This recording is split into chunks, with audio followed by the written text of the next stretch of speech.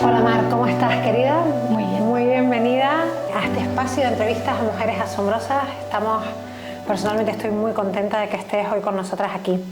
Hoy contamos con nosotras con Mar Fernández Méndez, investigadora marina, máster en microbiología marina por el Max Planck Institute, doctora en biología oceanográfica y profesora en ecología marina de algas y sus usos. Mar combina su posición de investigadora principal en Alemania, en el Alfred Wegener Institute, dirigiendo un grupo de investigación sobre algas marinas, con su posición de fundadora y CEO de Macrocarbon, aquí en Canarias, empresa fundada en 2023, en particular aquí en Gran Canaria. Muy bienvenida, Mar. Me gustaría empezar preguntándote por algo que me resulta tremendamente inspirador, y es cómo has dedicado toda tu carrera, tanto a nivel estudios como a nivel investigación, al mar, al océano. Y me gustaría preguntarte eso: ¿dónde, cuándo, en qué momento dirías que nació esa pasión por el océano? Pues yo creo que eso me viene desde pequeñita, cuando íbamos a pasar los veranos a Galicia. Y al principio íbamos siempre a navegar. Mi padre es profesor de vela, mis padres se conocieron navegando, por eso mi nombre. Y yo recuerdo ir a navegar y me decían: venga Mar, tírate al agua. Y yo decía: no, que hay cosas ahí oscuras que no sé qué son y no me quiero tirar al agua. Y mi madre me decía: pero Mar, que son carromeiros, que es un nombre para las algas ahí en Galicia. Y recuerdo el primer día que me tiré al agua intentando superar esos miedos y me puse unas gafas de bucear y vi lo que era. Wow. Y entonces empecé a entender que lo que había ahí abajo no era un agujero negro, sino que eran algas, que había peces, que había animales que vivían ahí. Y entonces me empezó a interesar el mundo marino, y de ahí pues a estudiar biología y luego especializarme en biología marina.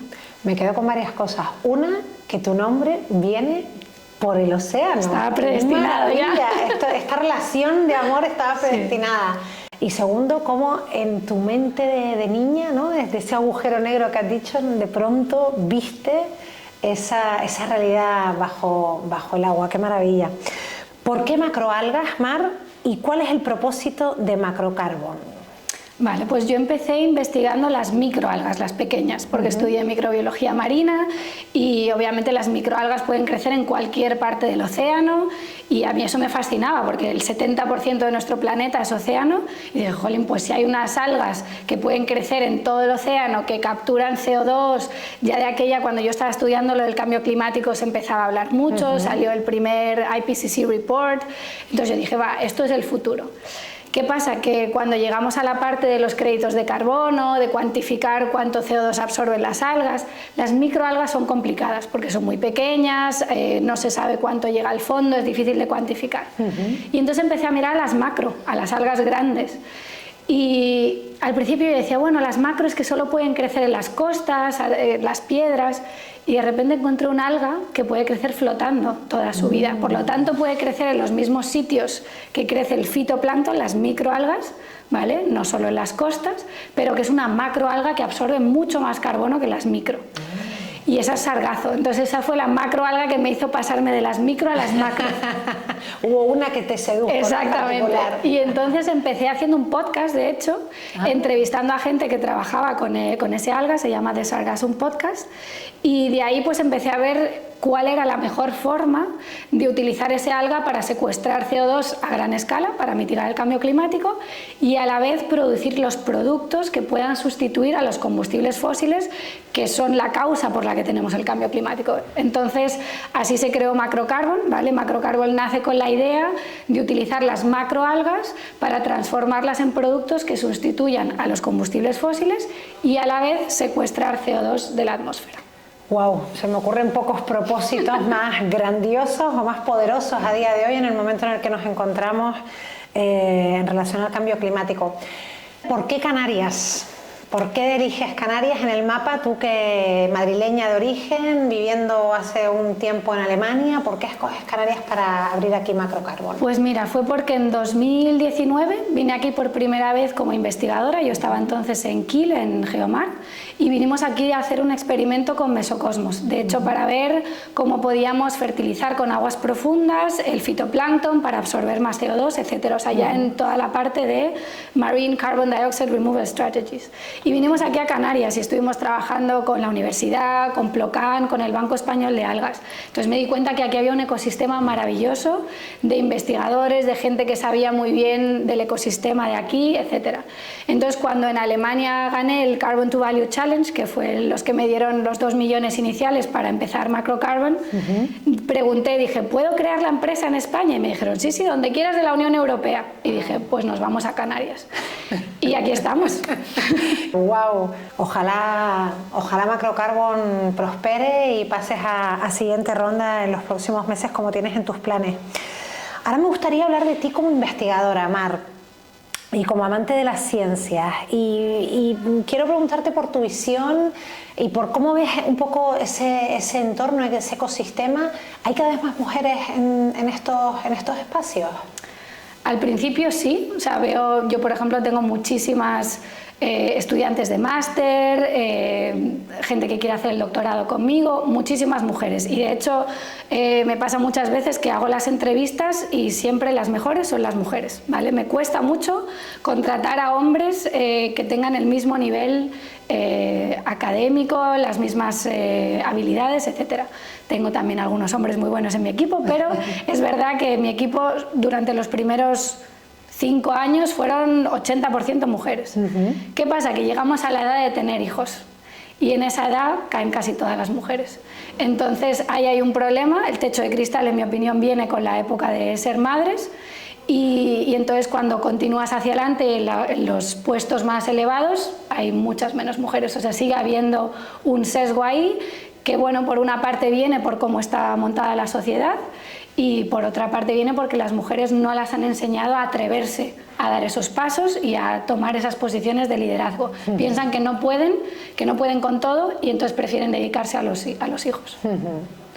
Bueno, a ver, el mundo de la investigación, sí, cada vez vamos teniendo una mayor presencia y más en estas carreras tan científicas.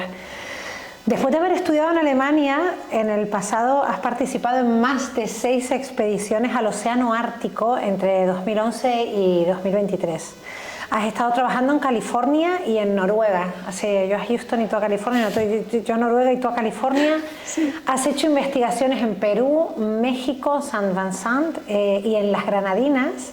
Y recientemente, muy recientemente, porque has vuelto hace apenas una semana, has estado en Singapur. Mar, claramente el concepto de fronteras o de miedo en tu cabeza no entra, ¿verdad? Cuéntanos, ¿cómo es tu mapa mental? Mi mapa mental es que no debería haber fronteras, que todos somos individuos que vivimos en el mismo planeta y que hay que ver dónde están las soluciones. Eso siempre ha sido mi objetivo, encontrar los problemas, pero no quedarme ahí, sino buscar las soluciones. Entonces, por eso, para mí, el mundo es uno. Y donde estén esas soluciones, allí voy a ir. Me encanta trabajar con gente de diferentes sitios, con diferentes culturas, entender cómo ven ellos o ellas los problemas e intentar coger lo mejor de cada sitio. Y siempre en todos esos sitios en los que he estado he aprendido cosas nuevas. A mí me encanta siempre seguir aprendiendo, seguir formándome, seguir haciendo conexiones y a día de hoy la verdad que puedo decir que tengo una red de contactos global y eso me ayuda mucho en todos los pasos para conseguir ese desafío tan grande que tenemos, que es revertir los efectos del cambio climático y sustituir la industria del petróleo por una industria nueva. Es que es un desafío grande, entonces lo tenemos que hacer todos juntos. Completamente. ¿Qué hay en el Ártico, Mar? Ayer revisaba un poco la entrevista con mis hijos y mi hija pequeña, bueno, la segunda me preguntaba, ¿y qué hay en el Ártico, mamá? Digo, mañana se lo pregunto. Pues mira, en el Ártico hay agua y hielo. ¿Hay vida? ¿Hay vida en el Ártico? Hay mucha vida también. Hay algas que crecen en el hielo, debajo del hielo. Hay bichitos tipo gambas que se comen esas algas. Y luego tienes obviamente peces, tienes los osos polares, tienes las ballenas, las belugas, las narvales. O sea, hay mucha vida, sobre todo en las costas del Ártico. ¿Qué pasa? Que ahora con el cambio climático obviamente es un ecosistema que está pasándolo mal, ¿vale? Yo las últimas veces que fui al Ártico cada vez se nota más, hay menos hielo. Por ejemplo, a los osos polares les cuesta mucho encontrar hielo que sea sólido para estar encima, comer, etcétera. Entonces todo ese ecosistema está sufriendo y está cambiando y eso lo vemos todos los años ya. Bueno, a ver si conseguimos cambiar algo a ese nivel. Mar, si tuvieses una varita mágica y pudieses hablar con una mujer a quien admiras y hacerle una pregunta, te voy a hacer elegir una sola, ¿qué mujer sería y qué pregunta le harías? Bueno, aparte de ti, que te puedo hacer muchas preguntas después de la entrevista, a mí me encantaría hablar con Christiana Figueres. Ella es la artífice del Acuerdo de París en 2015, es la que consiguió poner a todo el mundo de acuerdo para firmar ese acuerdo para limitar el cambio climático a 1,5 grados. Y me encantaría preguntarle por qué no hemos conseguido otro acuerdo desde entonces. Mira que esto ya hace casi 10 años. Y no hemos conseguido volver a ponernos de acuerdo para realmente convertir ese Acuerdo de París en una realidad. Y me encantaría preguntarle cómo lo ve ella y cómo cree que podemos movernos hacia adelante y salir de esta situación en la que estamos ahora, que estamos bastante bloqueados. Sí.